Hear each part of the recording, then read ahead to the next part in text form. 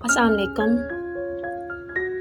اللہ تعالیٰ نے سب سے پہلا رشتہ جو بنایا وہ خاوند اور بیوی ہے، اور انسانیت کا آخری رشتہ وہ بھی خاوند اور بیوی ہے کہ جنت میں ہر شخص اپنی بیوی کے ساتھ اپنی زندگی گزارے گا۔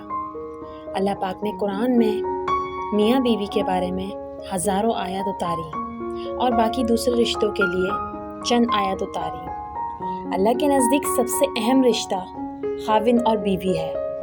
شیطان سب سے زیادہ خوش تب نہیں ہوتا جب اللہ کا بندہ نماز نہ پڑھے، قرآن نہ پڑھے، زکوٰۃ نہ دے، بلکہ شیطان اس وقت بہت خوش ہوتا ہے جب خاوند بیوی کا جھگڑا ہو، یہاں تک کہ ان میں جدائی ہو جائے۔